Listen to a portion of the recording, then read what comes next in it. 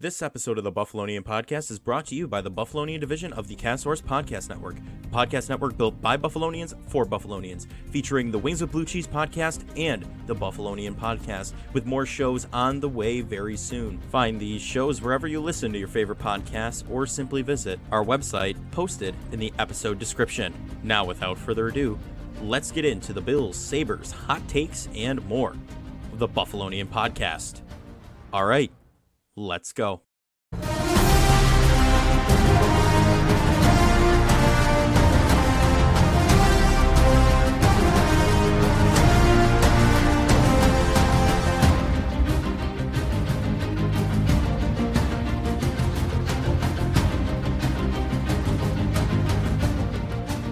We are back with the Buffalonian Podcast.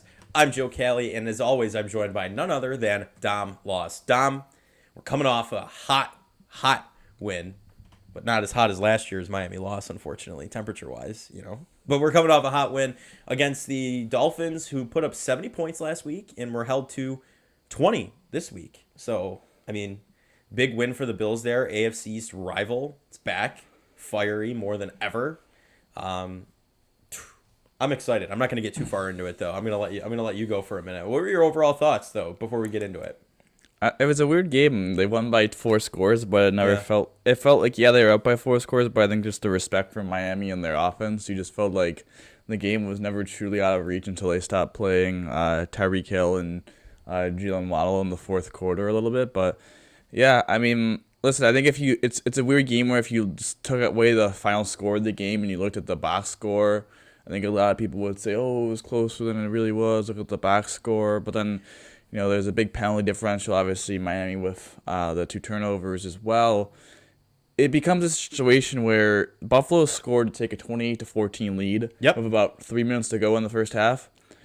Miami did not take an offensive snap, down by less than 14 the rest of the way. I know. 28-14, then it was 31-14. They did score. They failed the 2-point conversion, which is kind of a big brain move. I don't know if we want to talk about that for a second, but that was going for it. That was a huge big. I'll talk about that in 2 seconds. But then obviously the Bills get a field goal. Next time they get the ball, it's 34-20, pick, touchdown, and then they scored another touchdown. So Miami was never not down by 14 the entire second half, and so 33 minutes of the game, over half the game, Miami was down by 2 scores. So good for the Bills to keep going into halftime. It was like, oh, they're up by 17. Miami gets the ball first. They gave up a touchdown. I was like, oh my gosh, this is gonna be like I can't breathe right now. But they kept the pressure on the Miami's throats to get jumped on. But I will say the 2-point conversion confused Nance and Romo, confused me at first. But I realized it made sense because if they made the 2-point conversion, they had the expectation that Buffalo was going to score again. And if Buffalo scored to get to 38, if they got the 2-point conversion and got to 22, they were only down by 2 possessions. Right. But if they only kicked the PAT, they would have been down by 17. They would have been down by 3 possessions. Yeah. So usually in situations like that, you don't love to quote-unquote chase points. Like you're chasing points. But honestly, it was a smart move. It's a smart move. Yeah. It's a smart move. It's a complete confidence, loser to your defense, though. Yeah. Be like, yeah, we definitely think they're going to at least score at least one more time. Like, we ain't stopping them the whole second half. Right. Well, that's the story of the game, though, right? The Miami defense was not good. They couldn't stop anything. They couldn't touch anyone with a 10-foot pole. 2 of them were holding Stephon Diggs at one point, 2 defensive backs, and he swings them off for a touchdown. Like, what is happening back there? I get it. He's normally the slot corner. You lose Eli Apple, who's not fantastic anyway. Also a questionable human being, but that's besides the point. I just think the Bills defense, though, again, Josh Allen, the offense is going to get all the credit for scoring, right? McDermott calling defensive plays is an X factor at this point because they're that much more aggressive. AJ Epinesa is making splash plays every game. He blocked that pass. He blocked that screen pass. He very well, if he jumped on it a little sooner, could have had another pick 6. They were close to the end zone. Imagine that. Like, AJ Epinesa showing out the defensive ends, like Greg Russo getting back there, Leonard Floyd getting back there. It was pressure. And then Terrell Bernard has another fumble recovery. I mean, it's constant. This defense is putting pressure, making the quarterbacks uncomfortable, disrupting the offensive lines of opposing teams. And yeah, you could be like, oh, the Bills played the Raiders and then the Commanders. You know, the Commanders, though, have a very respectable defensive front. And look at how they played the Eagles. That was close all the way right down to the finish and into overtime. I think it goes down to the fact of, we talked about last week how they won by 34 and there's still meat left on the bone. I'm going to say it again, second straight week. The Bills win by 4 touchdowns. I think 3 straight games now they've won by at least 28 plus. It's now tied for the longest streak in NFL history. There's still meat left on the bone. There is. Because if you look at the defense, you had to say, usually you script, an offense probably scripts the first 12 to 15 plays of a game. Like, going into the game, we're going to run these plays, and they probably script a little bit in the halftime. I know there's, like, real ex-players will say that halftime adjustments don't happen, but I think there's got to be a little bit. Yeah. So I would say, like, they gave up 20 points in scripted plays. Because, like, the first 2 drives, you could probably say they were kind of, like, enough plays where it was scripted, and the drive after halftime was scripted. In the flow of the game, the defense dominated the game, but it's also, like, they allowed the Raiders to score on a scripted drive to begin the game, opening drive touchdown. The Commanders were moving the ball until they took a couple sacks and threw the interception. So there's still meat left on the bone for the defense to be like, hey, we got to get off to maybe a little bit of a quicker start. And there's also meat on the bone for the defense from the perspective of, hey, like, I know we were talking about Taylor, but, like, he had a drop interception. There was a first drive, ball in the air, should have been intercepted, somehow miraculously falls to Jalen Waddle. There was a fumble that the Bills honestly probably could have got as well when they forced it at the end of the half. So there's a lot more meat left on the bone for this defense as well. And the offense, I mean, there's really not that much meat left on the bone. But again, they had a punt. They got a field goal drive. But just a phenomenal drive. The offense really only had one real bad drive, and that was right after the fumble for Miami at the end of the first half going, I believe, quote-unquote, they went not 3 and out, but they lost yardage on 3 straight plays. And then had T-Bass bailed them out. With the 53-yard field goal, but was that the doinker? No, the doink was a PAT. That's but right. I mean, just as you alluded, I think we allude to a lot in the pregame on Friday, the betting on the Bills of this Bills defense taking away first reads. They really did that effectively, but I just think we touched on it a lot too about this Miami defense is just not very good. No, not at the proper moment. Like, I think they're going to get better because Fangio's scheme is very complex, and they're going to get Jalen Ramsey back. They're going to get Jalen Phillips back, their best pure pass rusher. We talked about how big of a loss that was. Yep. Yeah, when that happened. They couldn't get a stop. They could not get a stop. And also, I had to say this before we go into your analysis. I have one more thing to say. Okay. This isn't even the Dom 5. Did we even mention really Taylor Rapp's name all that much? No. I mean, really, he was pretty poor the first 3 weeks. We talked about it extensively on the Biting on the Bills because we knew Poyer was going to be out. That, we didn't know what was going to happen. Yeah. Communication, like, you got to be really because smart he's a here. different kind of safety than Poyer is. He's more of a tackler than a coverage guy. But he had a couple of really nice tackles in open space. I thought he played his best game of the year. And I was very impressed by Taylor Rapp. So was I. Devontae Adams can eat his tweet. Yeah. That's all. I don't think anyone's been talking about Taylor Rapp's performance. No. Because, like, Micah Hyde gets the interception. Like, Matt Milano was a beast at D-line. But, like, Taylor Rapp really, I thought, had a very, we talk about stepping up when you're called. And I think he really stepped up for the team this week. No, and when you need him to. And that's what you want to see. We didn't have depth last year. The injury report was 2 pages long every week. This year, though, the Bills have in the offseason acquired pieces that, we talked about Leonard Floyd as a contingency for Von Miller being on the PUP list, right? He has solidified himself on this roster, showing out every week. So the Bills are scary getting pressure on the quarterback without Von Miller. Imagine a healthy Von Miller added to that. Like, I don't know. I'd be scared if I was any other team of this defense. And with McDermott's more aggressive play calling, oh boy, it's gonna be fantastic. But right now, I think it's time to roll some highlights. So first, we're going to hit all the touchdowns of the day. Josh Allen, deep right to Gabe Davis. Who else, as Jim Nantz said? Who else? Big game Gabe. Big game Dave, or Gabe Davis. Big game Gabe. I mean, Gabe Davis scored the first touchdown of the game, as you saw right there. He's now scored a touchdown in each of the last 3 games. So they're spreading the wealth. I mean, we're going to get to Stephon Diggs, talk about, eating the whole dinner box by yourself at that point. But he had a day. Any question about, the whole Diggs wanting out of Buffalo, Stephen A., go eat your sources. That's all I have to say. But let's go right into it. Diggs' first touchdown of the day. Or no, James Cook. James Cook before Diggs.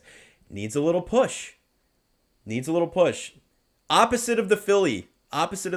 Allen goes in, gets him over the edge. The refs questioning. This was challenged by McDaniel, was it not? All scoring plays are officially reviewed by the National Football League. Officially reviewed. It was reviewed, not overturned. There was not enough to overturn it. So good on the referees for that. Yeah. It was the running game too. That's a huge upgrade from last season, where now we've got Damian Harris, Latavius Murray, and James Cook. Really, James Cook is exponentially showing out. Latavius Murray breaks away on a huge run yesterday. Absolutely unreal. But, we're seeing not Josh running through the goal line. We're seeing the running back. So I think it was nice seeing James Cook get a goal line touch. Obviously, they were doing hurry up because of the big Latavius Murray run, so they didn't have time to really swap Murray back in for Cook when they got neither one, so it was good for him to punch in. Talking about the Gavis touchdown real fast, a lot of people question, Deontay Hardy's impact so far through the first couple of weeks. How many times have we seen him go out in that wheel route? Yep. Got the defender to bite. Gabe Davis goes behind him, very similar to what Josh Allen did to Jason Kroom back in 2018. Yeah. His first. Kroom, oh my God. I think that might have been his first career road touchdown pass to Jason Kroom. I had to look into that, but yeah, very similar to that. Good play calling and. Yep, Dorsey, the unsung hero as well, really showing out the past couple weeks, and we'll talk about that in a few minutes here. But now it's Stefon Diggs time. Right here. You don't know what's happening. Allen's rolling out to the right. He's going up. He's getting chased. Boom. Diggs right into the end zone. You can't ask for anything better than that. Moving to help the quarterback out. That was some of the, I guess, only pressure we saw. We didn't really see a lot. Allen rolling out to the right kind of caused that to happen and the pocket to collapse. But, it's seeing Diggs get involved where last season he wasn't utilized as much as people thought he would have been. This game, though, he truly was, and we're gonna see more. There's some Diggs highlights, and it was a great game and great read by Allen to wait for him to get open and throw right in. Yeah, for sure. I do want to say I was correct. Jason Kroom is Josh Allen's first career road touchdown. I did just look that up. Yeah, you confirmed it. I confirmed my thoughts on that, but. Talking about Stefon Diggs, we talk a lot. Everyone talks about Mahomes and Kelsey going off script, doing their kind of thing. What just happened right there? Diggs and Allen ad-libbed that play, touchdown. So it was cool. It's a cool moment. You can't sit there and say that one is not like the other because they're both very similar. We're gonna stay with Stefon Diggs here. Touchdown number 2 for him on the day. Deep ball. This is the disgusting play by Diggs. Okay.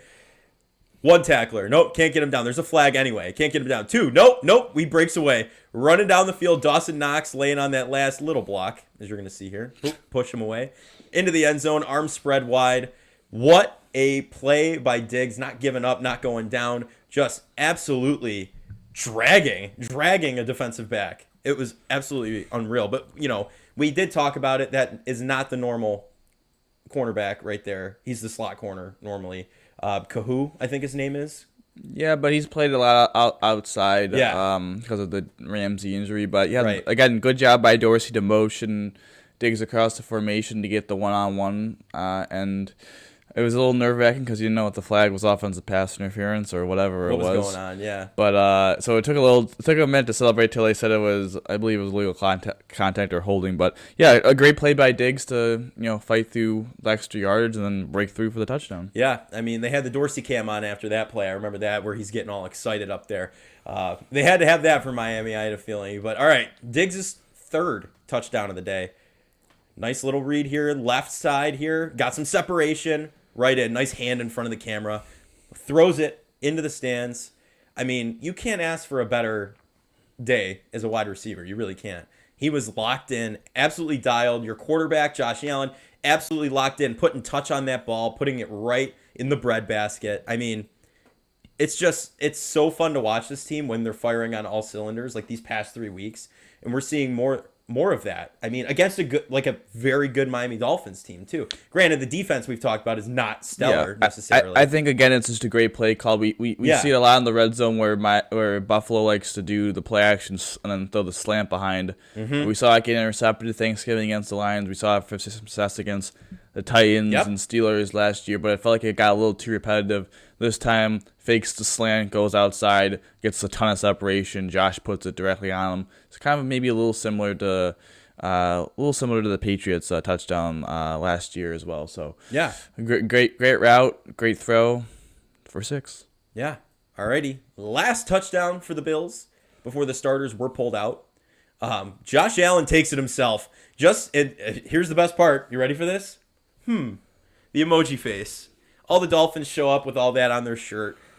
Why are they favored when we put up 70 points last week? That's exactly why. The score 48-20, that's why. I thought you were going to say the best part about that is he didn't get touched once. No, he didn't. He was clean the entire time. Clean, didn't take a shot. Yeah. Great read by Josh. Obviously, he made an audible to the play. Saw that the Dolphins were in man coverage. Faked the run to the handoff to James Cook, which then led Deion Dawkins to be able to pull block. A block by Spencer Brown creates a big hole. Josh does the rest. Dagger. I mean, it's so fun to watch. I've got a couple stats here about Josh if you're ready for him. So in Sunday's Buffalo Bills victory, Josh became the second player in NFL history with 300 plus passing yards, 4 plus touchdown passes, 1 rushing touchdown, and a 158.3 passer rating, the highest attainable mark in a single game.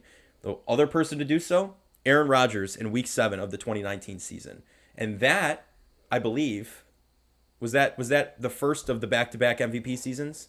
What season was that? 2019. He did not do that in 2019. Did he do it in 2019? Yeah, Week 7 of the 2019 He did not season. win MVP that year. He did not? No. Oh, well, look at that. Anyway, Josh Allen also has now thrown multiple pass touchdowns in 12 straight games against the Miami Dolphins, including the playoffs, extending the longest streak by a quarterback against a single opponent in NFL history. Dominant. Yeah. Wow. If you look on Wikipedia, Josh Allen is now the owner of the Miami Dolphins. I don't know if you've seen that. Yeah, they added a minority with the Williams sisters and all of them. He's now a minority owner. Yeah. Isn't that great? It is fantastic. I do have to say, I find it completely comical that, if you pull up the stats real quick back on there, the big note on the bottom is that Josh had a 158.3 passer rating. Yeah. Which is a perfect passer rating. I find it comical that is the first time in his career that he has a perfect passer rating. He got close in 2020, right? Because I looked it up right now. Another thing I just looked up on the fly. 2021 playoff game against the Patriots. Okay. 21 of 25, 308, 5 touchdowns. His passer rating, a 157.6. Who is making this up? It's the How same. is that not a perfect passer rating? It's like the same game. The only difference was that he had 12 more passing yards on the same attempt and 1 less passing touchdown. Who is making this passer rating? Yeah, but still, 5 total touchdowns. Is it not? Well, that's different. Yeah, that's not passer rating. That's right. That's QBR. His QBR that game was a 98.8. His QBR this game 88.9. So I would also agree that Josh's best game was that Pats game. Yeah. And for some reason, unknown to us, he had 0.7 off of a perfect pass rating that game. Yeah. I don't know how that is possible. I don't know who calculates that jazz. No, but I think we need to find out who. Something is wrong with your formula. There's some tomfoolery going on behind the scenes. That's it was all I'm like saying. Tua last week went like 23 of 26, 300 yards and like 3 touchdowns and didn't have a perfect pass rating. It's like, how is... I mean, I guess it's rare, but I mean, it's rare enough. Josh has played close to 90 games now in the NFL if you count his playoff. Yeah. So congrats to Josh for his first one. But well, the Bills are now 23-4 in games which Allen has 0 giveaways. So that's a pretty big stat. 31-21 when he has 1 or more. And Allen's 9-2 against the Dolphins with 31 passing touchdowns and 5 rushing touchdowns. His touchdown in the fourth quarter, that one we just saw, the rushing touchdown, was the 40th in his career. Right? He's 10-2 now. Yeah. Or 10-2, right? Because he's played 12 games. He's played 12 games, making him the 4th quarterback in NFL history with 40 or more career rushing touchdowns. Surpassed Cam Newton for 3rd most combined passing and rushing touchdowns, by the way, too. So, I mean... In his first 6 seasons, yeah. I think he's only behind Marino and Mahomes. I don't think he's 3rd. So, yeah. Yeah, I mean, he's Josh Allen, stud, but I think you ready for the down 5? Yeah, let's get into it. I mean, we've been we've been talking. I want to get into specifics here. Going in blind, as I always do. So we're going to see All what right, happens. the first one on the down 5. Prayers for Trey. Yes, that's the big thing. It's really unfortunate. Obviously, this is the first. I know Brandon Beane wasn't technically the general manager at the time, but I'm counting it anyways. I don't care. He developed them. First draft pick of the McBean era.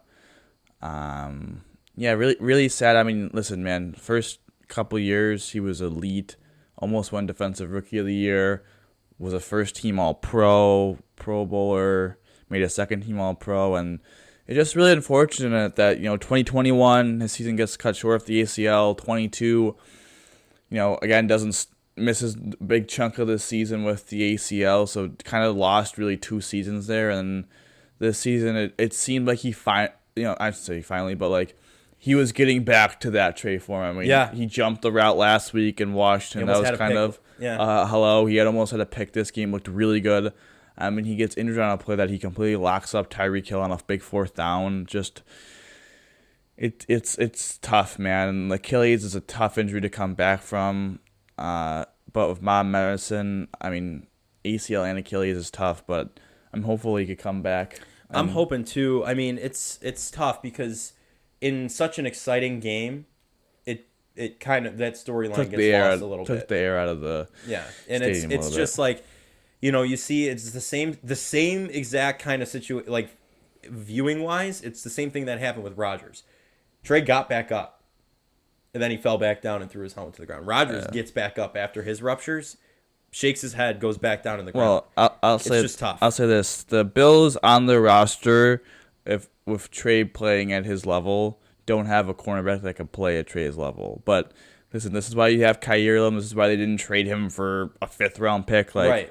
Your depth guy. This is why he's on the he was on the team, and he's probably going to have to play a significant role down the stretch for this team. So look, I all prayers to Trey, but I'm also looking forward to now seeing if Elam can find his way on the field and make some plays and maybe get rid of that quote unquote bust label that he currently has on him. But Benford came back into the game, right? Yeah, he's day-to-day official, so hopefully he can also give it a go as well, or they'd be really thin. So let's go to number 2. Okay.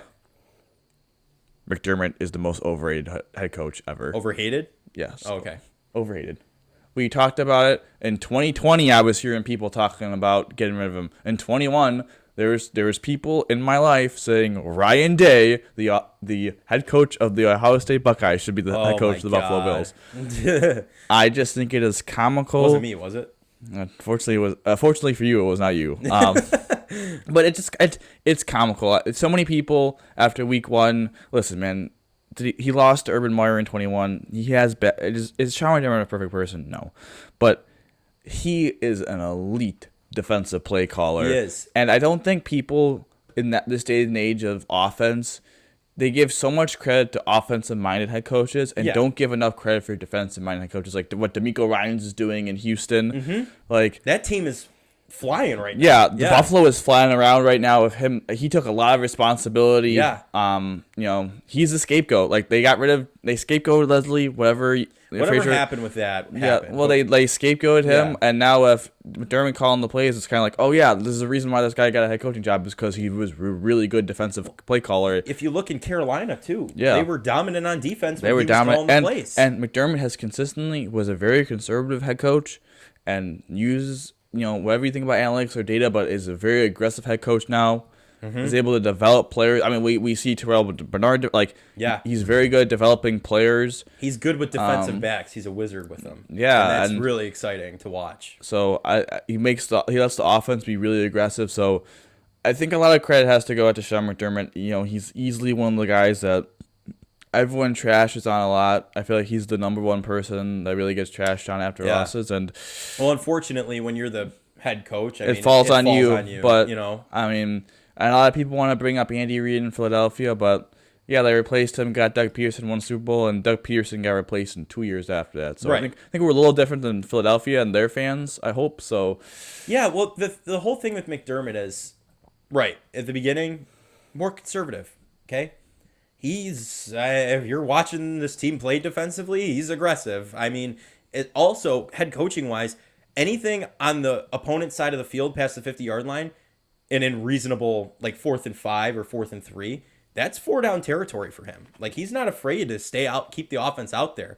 And, you have Dorsey in his second year now, kind of starting to really fly with this offense and, like, look good. So I think that's where people are like, we're starting to see the whole team collectively work, and McDermott's calling the defensive plays, getting, I don't know, a lot more respect now, I feel like. And it's good to see. There's no way to say it's not good. I will say this before we move on to the next one to end on it. It's a simple fact of, if the Bills fired Sean McDermott today, he would get picked up by a number of teams that would have a head coaching job opening in the offseason immediately. Same thing for Andy Reid. Andy Reid got fired by Philly, immediately got picked up at Kansas City. Yeah. If he gets fired by Buffalo in the offseason, there is a team that is immediately going to hire him. It's just as simple as that. But going to number 3 in the down 5, Allen and Diggs make a statement. I think this was a statement game for a lot of people talking about Tua and Tyreek being the best quarterback / I'm going to say weapon duo, because obviously with Mahomes and Kelsey, and if you want to put CMC and Purdy up there that high of a running back. I guess, yeah. I think Allen and Diggs make a statement that they're the top quarterback / weapon duo in the NFL at the proper moment. No question. Because Kelsey missed a game, has played solid. Obviously with Mahomes, I don't think Purdy's up on the level to challenge them. Tyreek and Tua are right there. Jamar and Burrow seem to be having some marital issues. Yeah. I'm open. Could there be an annulment in the future is the question. Yeah, so coming in? I don't know. They may potentially be luring up there, but I'm not going to roast them too bad, because it's the same crap that they were dealing with Diggs and all that. Sometimes the wide receivers, Kirk and Jay Jetta, there's a lot of good quarterback / top weapon duos, but I think Allen and Diggs have the body to work, and this season, other than really Tua and Tyreek, and maybe Purdy and CMC, but I don't want to put Purdy there, or Purdy, they're top. That's like Purdy is in the system. That's Shanahan's system. You know what I mean? The reason he's excelling so much is because that system is genius. You have the weapons around you, right? You've got Debo, Ayuk, CMC, Kittle, right? You've got the weapons around you, and any decent quarterback can fit in there and play well. Yeah, that's why Garoppolo was very. Gotta give credit to him though. He's still playing right. He's Exactly. Still playing at a high level. For being Mr. Irrelevant, that's a crazy story, and I'm all for it. I hope they're the NFC representative in the Super Bowl. They're my pick. I would love that. Mm-hmm. But you make a good point here. Tyreek and Tua are up there. There's no question about that. But Diggs and Allen, you saw that one touchdown, the unscripted, right?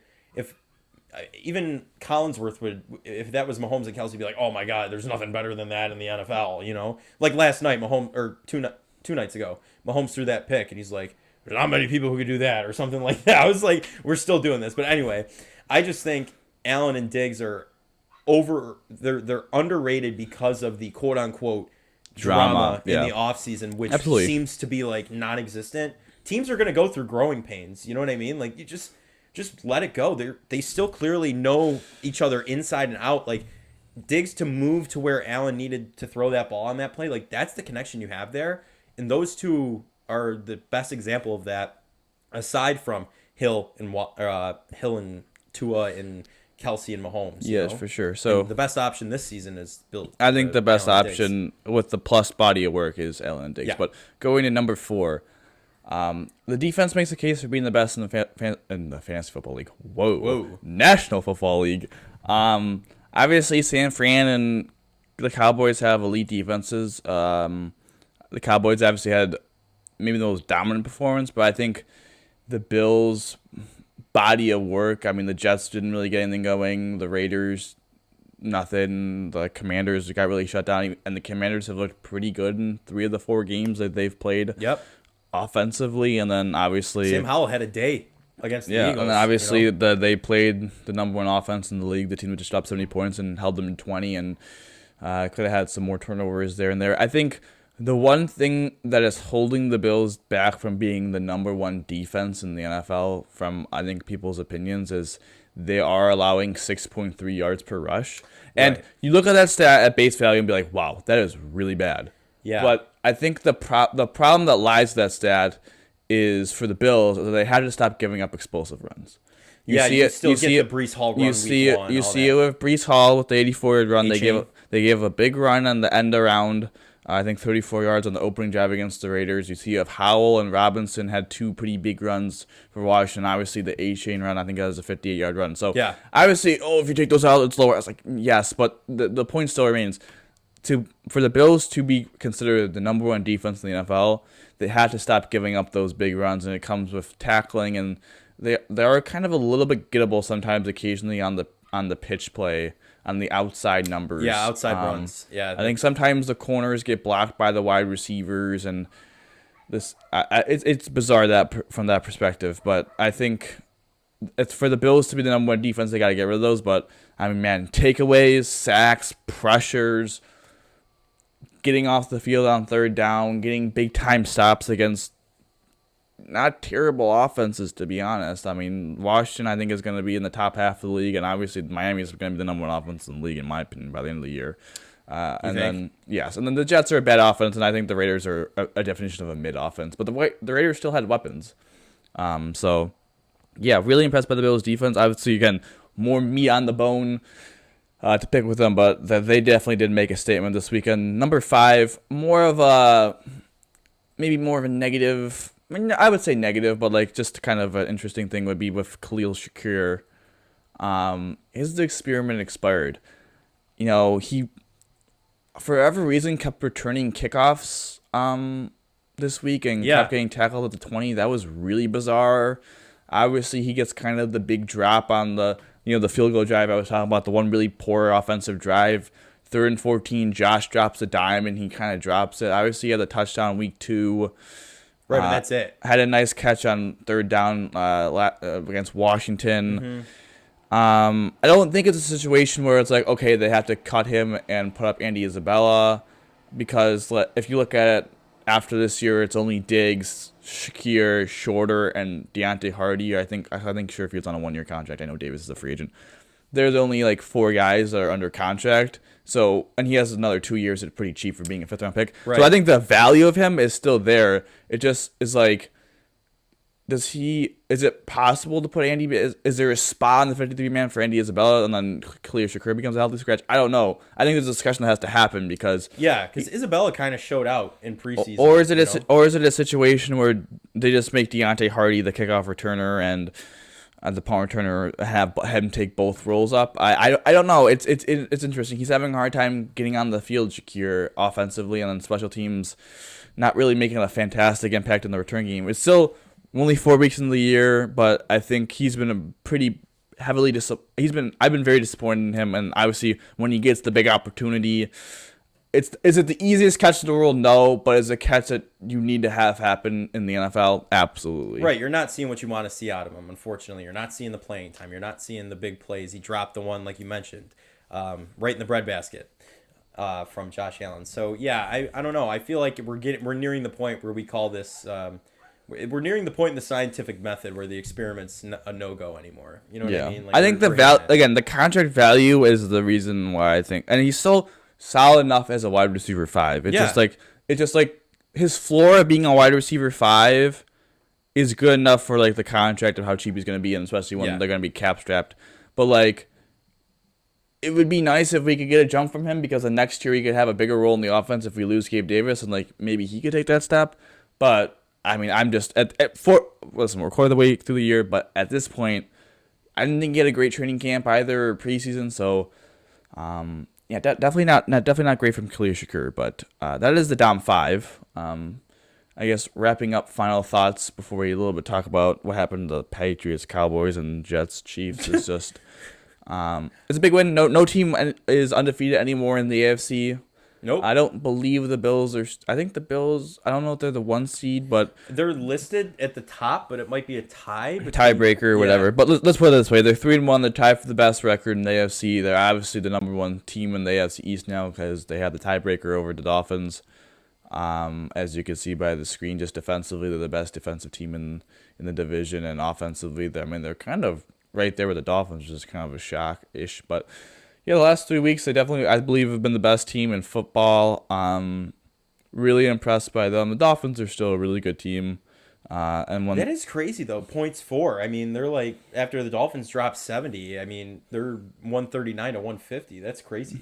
yeah, I mean, 1 week the Dolphins scored. I mean, the Dolphins. If you look at it from the perspective of this, the Dolphins has scored 17 and 20 in a game, and the Bills have scored 16, and their second lowest point total is 37.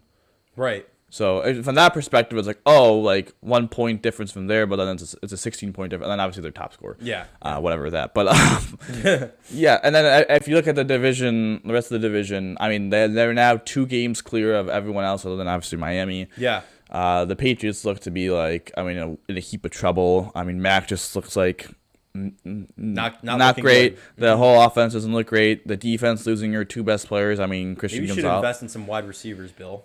I think the problem is they did invest in wide receivers. I mean, they pay a lot of money to those wide receivers. They just aren't good wide receivers. Well, knee's about to explode. Supposedly, yeah. So, I mean, losing your top corner in Christian Gonzalez and your best at pass rusher and Matt Judon, it seems like those are going to be injuries that the Patriots defense still pretty good, but I don't think they'll be able to overcome. So they don't look too hot. Obviously, the Bills play them in a couple of weeks in Foxborough.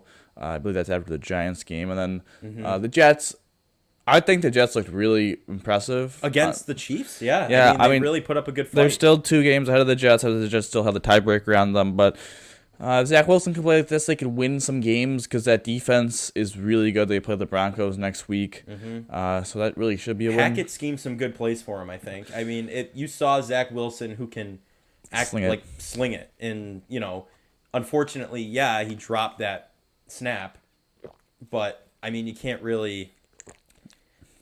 I don't know. I felt bad for the guy after that, seeing that press conference. I mean, he played well. He played well. He played well, but I think at the end of the day, it's about consistently in the national. You had to consistently perform in the National Football League, and we're gonna see it next week. I mean, he's playing against literally the worst defense in the league. I mean, Justin Fields looked awful until he played them. Miami dropped 70 on Denver, so yeah. This is a big week for the Jets because if he looks bad again, I don't know what they're gonna do. But yeah, I mean, it's an impressive week for the Jets. But at the end of the day, unfortunately, this is a win-loss league, man. And they end up losing, so it's a little bit of a tougher pill as well. But maybe this brings them some momentum, especially with that, you know, outside of Miami, Buffalo, Kansas City, Miami, Buffalo, Kansas City, Baltimore. Like, those have probably been the 4 teams that have been the most impressive. And then, obviously, someone's going to win the AFC South, so that's 5. The other 2 playoff spots, man, kind of a little bit open, especially with Cincinnati kind of not knowing what the heck they're doing. Yeah, if the Browns get Deshaun back, maybe, and then the Chargers of Herbert, if they could go on a little run. But it's a little bit more open, I think, than I thought the last 2 spots right now through the core of the season. I feel like there's a little bit more of an opening than I anticipated. But well, the Chiefs are interesting to me, right? They put up a good number on the Bears last week, but that's arguably one of the worst teams in the NFL right now.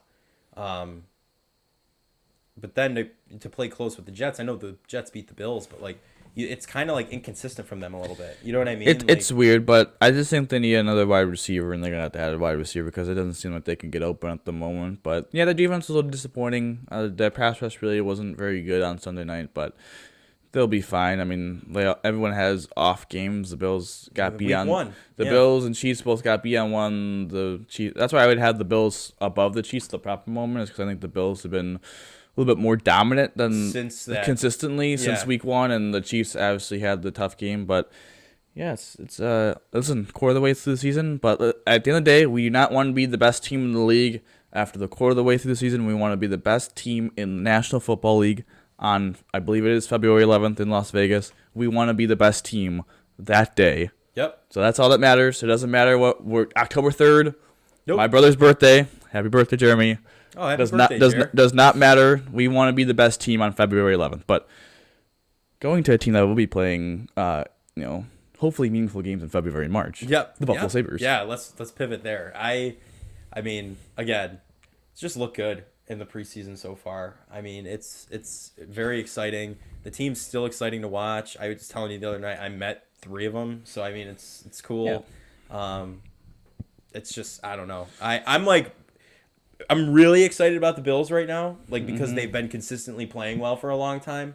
But the Sabres, I'm just like ecstatic. 9 days away from the opener. Yeah, so ecstatic. I think with the Sabres, it comes down to on your roster, you have 23 slots. Yep. You know, you get 4 lines of 3, 12, 3 D pairs, 18, usually 2 goalies, so that's 20. So usually you have 3 people not playing.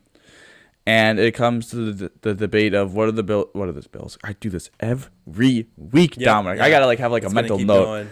But the Sabres have 3 open spots, and it looks like they're gonna keep 3 goalies. In my opinion, if they do not keep 3 goalies, they should trade UPL, because I think Comrie looked better against Pittsburgh than UPL did against the Maple Leafs. You see Tampa, their rival, out 8 to 10 weeks for Andrei Vasilevsky. They're going to play Jonas Johansson for 2 months. I don't think that's a good solution, but I don't know if you really want to help your rival and potentially you're competing against in the playoffs. But yeah, I don't know about that. But I think there's maybe a market for UPL to trade. I just think it's time to give up on him, unfortunately. But you think? Yeah, so that's one That's one team. I think what's going to happen with the 3 open spots is this. I truly believe this. I believe there's going to be 1 forward, 1 defense, and 1 goalie. I think they're going to keep the 3 goalies. I just truly believe that. I think they operated like that last season. I don't see them differentiating from so that. They're not going to keep 2 forwards and no extra D. They're not going to keep. I think it's going to be 1-1.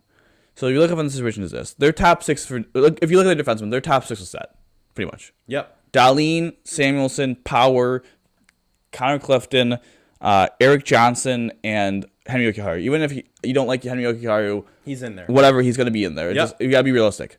There's 1 spot for 3 people. Jacob Bryson, Riley Stillman, and Ryan Johnson. My opinion is this. Ryan Johnson was really impressive. He has been. But I think he really struggled against Columbus. And is it more beneficial for him to be the 7th defenseman or a top pair in the AHL? I would lean towards top pair in the AHL. Yeah.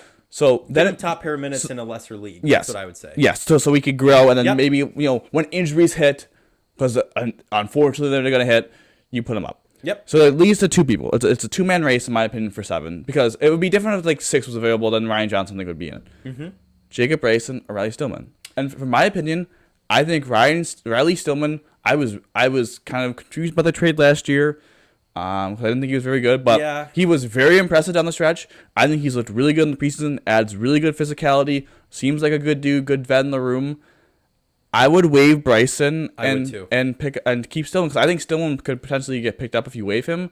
I don't know how many people would be wanting Jacob Bryson on their team, and if he gets picked up and claimed. Right. Well, the thing is, even if I didn't know who the other option was, Jacob Bryson needs to just be gone. Well, I mean, it's not that far. I mean, not that far, but last season, it was just it wasn't impressive at all. You know what I'm saying? There were you don't want to just get rid of them because you want depth, but if they're going to keep 7 D-man, you gotta be able to make a sacrifice. Yeah, I think he's the one to get sacrificed. So then, with the Sabres, with Jack Quinn being out, have 11 starting forwards. You have Alex Tuck, Tage Thompson, Jeff Skinner.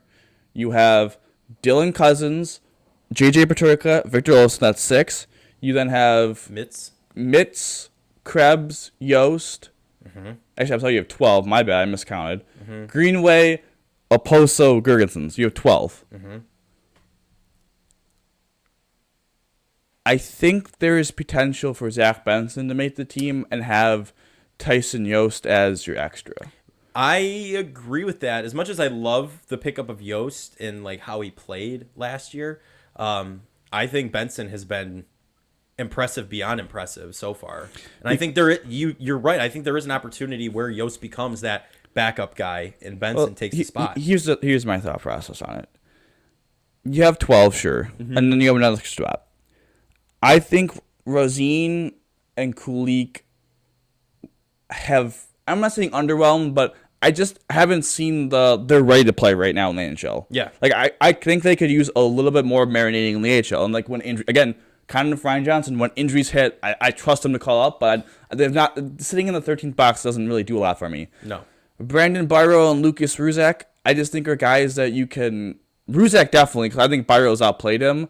Again, with the goalies, maybe they trade a goalie and they keep 2 forwards. I would keep Byro over Ruzak at that point. But for me, I would start Benson in the NHL. I think Matt Savoy may go on IR, so they might keep him around. I don't fully. He's kind of I just don't know what they're doing. But with Benson, had the big goal, game-winning goal against Columbus, having power play time. I mean, listen, I think the best case scenario is that he plays 9 games and gets that experience and goes back to juniors and has a dominant juniors year. Yep. And you look at it from this perspective. I think if Zach Benson's on the team, it's going to be Skinner, Thompson, Benson, your top line. It allows you to drop Alex Tuck because you don't have Jack Quinn, who's a top 6 forward on your team. You allowed to you technically kind of add quote unquote a top 6 forward in Benson. Yep. But I think you could play with those guys. You're allowed to drop Tuck down and help balance out the lines. Maybe put him with Middlestat because he looked really good, and then you have Cousins and Paterka. Yep. That's 3 lines, and then Middlestat and Tuck also played well together. Last year. That's how you have your defensive line as well as Gergenson's, Krebs, Oposo. So that's how you get the 4 lines. I think that adds depth to your roster, and then. When 9 games come up, all right, then you have Yost, or you have, if Kulik or Rosine's playing really well, you put them in that spot. Because what you buy is you buy yourself time. Like, taking 9 games from Zach Benson, all right, well, if you're going to say, okay, Jack Quinn's going to miss 41 games. Say he misses half the year. Yeah. If I can put Zach Benson in for the first 9 games, I then take out 2 weeks worth of games. I already have a replacement for Jack Quinn. Right, yeah, exactly. It buys myself time to get Jack Quinn back in the lineup. Now, I don't know if you could do this, so I'm going to be honest, this could be wrong, but I don't know if you IR Matt Savoy, and then when Benson comes back, if you activate him, I don't know if you could also get 9 games out of Matt Savoy. So then potentially you could get 18 games out of those 2 guys, put them back to junior. I don't know if they could do that, so if they can't do that, I would just say, either play Yost or play some of the AHL guys. Well, I don't know any better than you, and that sounds like a fantastic idea, though. It sounds like a good idea, but I don't know if they could do that. I don't know if they could do the Savoy part, but the Benson part, that's why I think Benson's to make the rosters. 'Cause one, I talked about this at nauseum when we first started the podcast. Yep. About how I thought that Jack Quinn and JJ Paterka, when they were all the way back in the AHL, should be getting a roster spot over Vinny Hellenstros in the starting lineup because they earned it. Yeah, I believe that's where Zach Benson has earned it. They gotta stop doing this hierarchy. He's earned it to have the moment of playing his 9 games, and then you don't even have to burn the ELC. Just put him back to juniors. I don't know if you could do the same thing with Savoy, but then, heck, if Kulik gets hot in the first couple weeks in the AHL or Rosine, put them in their spot. Yeah. And have them play on the top line. Give them a shot. You need to start rewarding your prospects for playing well. You award them for playing well, and then you also, the most important thing for the Zach Benson thing is, yes, you're helping, 2 things. You're helping Zach Benson's development, and you are also buying time to get Jack Quinn, a top 6 forward on your roster, back on, get healthy. Right. For the stretch run. While also creating depth, because that was the biggest problem last year was once we got past the second line or third line, we had some serious problems. Like we could not play. Vegas, though, is the standard, right? That's what you want to be. Their 4 lines could play with any line of any other team, right? Easy. Sabres did not have that. Once you got down to the 4th line last year, you could tell, we are dealing with the 4th line. You've got Okposo out there skating at the quote-unquote speed of light, So just not working. Also, it was cool to see them at the Bills game. Yes.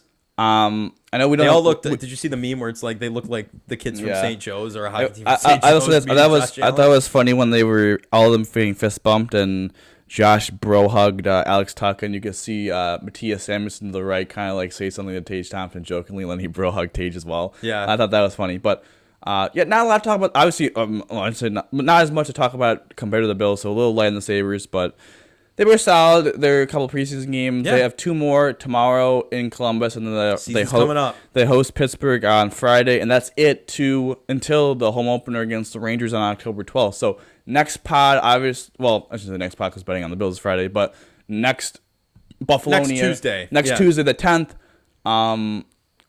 Heck, I mean, the preseason will be over with, and we'll see if they listen to any of my ideas and what you think is a good idea. They're fond listeners of the Buffalonian podcast. Yeah, so we'll see if they listen to anything about there. Also, I did just want to throw out there, we were talking about Trevor Zegras last week. Yeah, the Ducks did sign him. Yeah, but also the producer and I, Mike, are going to a Sabres luncheon with some of the players on Monday. So I think should we be expecting interviews? I think we're gonna need a little bit of a bigger I think we're gonna need a little bit bigger gap for the Sabres next time, more time allotted because could have some cool stories there. And obviously with the preseason coming in, we'll know the roster construction. I believe that we'll know the roster construction by next Tuesday. But yeah. Go Sabres, and are we ready to move on to our last little bit here? I think so, yeah. I'm just, go Sabres. It's exciting. The season's coming up quick, and they're going to the playoffs. We're also one more thing popped in my head. We'll also have some award predictions next week. Team predictions for the Sabres as well. So we're going to talk a lot Sabres next week. So maybe a little bit of a longer pod. I don't know how we're gonna do that, but we'll figure it out. But with that being said, we do want to briefly talk for the next 5-10-ish minutes. Quick fantasy football update. Yeah. So obviously we like giving you the updates in the punishment league that we're doing together because I think it's pretty funny. Yeah, it's funny how I'm cursed. Yeah. Unfortunately, this week I had the great honor of playing Joe. I should say unfortunately. Fortunately, I like playing. Unfortunately for me. Unfortunately for Joe, Joe had the 4th highest score of the week, and unfortunately he played the dude who's ranked currently number 1. So who had the number 1 highest score of the week and lost 189 to 117. I just can't catch a break. 4th highest score of the week, could have beaten the majority of the league. Unfortunately, go to 0-4. Yeah, I go to 3-1. Now I had the tiebreaker because I had the most points for. Listen though, 0-4, not the worst spot to be in. It's all about not coming dead last. So hey, there's another 0-4 team. You're getting number 1 waiver again. Who's the other 0-4? Your brother Jake. Oh, you didn't beat him? You beat him? Jeremy beat him by less than 3 points. Oh God, yeah. That's so gonna be close. Yeah. So as we discussed this, there was a little comical moment on Monday, yesterday, a scramble, if you will. Tim Horton's panic, in my opinion. As there was 4 trades that are done. I briefly just said the trades. I was proposed 3 by 3 there was people. So many trade offers going on, a lot of talking, but the 4 trades that went down were, one trade was Jalen Waddle for Najee Harris. One trade was Jerome Ford for Adam Thielen. Another trade was Derrick Henry and Gabriel Davis for CeeDee Lamb and Jerick McKinnon. And the big trade was Anthony Richardson, A.J. Dillon, and Marquise Brown for Mark Andrews, Miles Sanders, and Jerry Jeudy. So there was a lot of movement. Obviously, we have our polls that we do week to week. Joe was ranked 10th in the last edition last week. I was ranked 2nd, so we'll see if the producer was ranked. What were you ranked, producer? 7th. So we'll see if he stays there. Unfortunately, he took a 15-point loss to a guy that was ranked 8th. So maybe a little bit of a fall from the producer, but. I mean, it's Tim Horton's panic, man. There were so many trade offers. It's not done yet. I don't think it's done yet. I think there's more moves to be made. There will be today. I'm feeling after waiver wire tonight too. Yeah, waiver wire tonight. I'm gonna have to go and do some research. See who we're looking at. Whoever sold Derrick Henry high, mad props to you. I don't think he continues was your brother on the streak. That was Jake. That was Jake. Congratulations. I don't think he continues putting up the points that he did last week. So sell high. I like it. I will just also briefly mention that waiver wire tonight. So you're number 1 on the waiver wire. I am again. So that could be huge for the program. I got A-Chain off of it last week. And I think it's incredibly important to say that recapping a little bit further in, our trade for myself getting Diggs Yugi and DJ Moore and Jahmyr Gibbs. DJ Moore kind of turned out. Listen, whatever you want to say, DJ Moore has 40 points in the 2 weeks. Yep. Obviously, Jahmyr Gibbs is the only one that kind of fell Stephon off. Diggs obviously got 36 points for me, and I was able to start Kyron Williams, who got 27, because I didn't have to start Jahmyr Gibbs, who only got 9. Obviously, that's very frustrating for you, Jahmyr Gibbs, but Jahmyr Gibbs will now be a flex option because now with Barkley coming back and I have A-Chain, like there's 2 solid. The 0-4 team may make a run out of Tim's. Yeah. Listen. I think it's possible. I'm more confident now after building the team that's currently, and Burrow, we're burning him. He's not playing on the team again. He's not starting. How the league is currently constructed in the standings, there are 2 teams that are 0-4, 1 team that is 1-3, and I think there's a lot of teams that are 3-1. So you're gonna have to go on a little bit of a run, but listen, someone's 1-8. It's you, right, producer? Is it? Just got to run past him. That's all I got to do. You got to run past your brother. Yeah, I mean, he might start playing well. I have no idea. He's going to get Cooper Kupp back? I don't know. Yeah, this could be interesting. It's going to... listen, one of those 3-1 teams could absolutely just poop the bed. We have no idea, Well, yeah. I have Josh Allen might not last very long. We have no idea. You know what is funny? I think you are 0. Well, I know you're 0-4, and Jeremy is 3-1. I'm pretty sure you guys. He could I'm fall. pretty sure. I'm gonna look at this right now. now. I'm 95% sure you guys are like a point off from having the same amount of points to score Exactly. this season. So that's one person I'm confident could fall. Like I have confidence in that. We'll see it real quick. The points for. Yeah. You are still last at 419, but he is second to last at 421. Listen, You're a point and a half behind him. Listen, the team's getting better. We're building, okay? We're retooling, and we're getting more points for. Fourth highest of the week. Yep. If that continues, we're going to be just fine. Listen, we'll see what happens. I play the number 2 team in the league, both 3-1, both have the 2 highest scores of the season so far through 4 weeks. So that'll be an incredible, intense matchup to determine who's going to be number 1 in the poll next week. Mm-hmm. I'm projected at the proper moment to lose 132.8 to 132.7, so literally a 0.1 off, which is kind of wild to say. And then Joe, just for reference, you're playing Patrick, who has Josh Allen. You had to set your lineup and stuff because there's some stuff going on, but we'll see what happens there. And then the producer is playing a team, and he's projected to lose by 20 points. Oh boy! So it could be 1-9 next week. Could be tied. 1-4. Where are you getting 9 from? Oh yeah. What am I thinking? 1-8. Why was I thinking that? 1-4. But I think that does it for the fantasy part of the pod. Yeah. We'll keep. Listen, we'll keep doing these updates. Like They're we kinda said, fun. next season we want to do a big Buffalonian league. So if you're listening out there and enjoy fantasy football, let us know on the social medias. Listen. The social media stuff works. I drive an old Jeep Wrangler. I have the podcast logo on my tire cover. I got a DM the other day. Okay. And it was like, do you see this red SUV? I'm right behind you. Do you see this red SUV driving all over the road in front of us? I didn't see it that day, of course, but I responded back, this is absolutely wild. Yes, I do remember that SUV. It was all over the road, by the way. Disrespectful for them to call you an SUV, though. I mean, No, SUV. there's an SUV ahead of me that was driving all over the road. Oh, they were behind me. I thought that they found the podcast account by the I tire understand now. I thought they meant they were calling your car the SUV. No. There was a crazy SUV in front of us. I understand now. My bad. My bad, listener. The social media works. Just reach out, and then we'll figure it out. But that's going to do it for this edition of the Buffalonian podcast. I'm Joe Cali. As always, I'm joined by Dom Loss. Thank you to our producer, Michael Loss, Mooch, as he's commonly known. What do you want to go by exactly? Mooch? All right. Producer Mooch. Thank you for everything you've done. And we'll talk to you on Friday, betting on the Bills. Dom, how do you always end these? Go Bills, baby. Go Bills.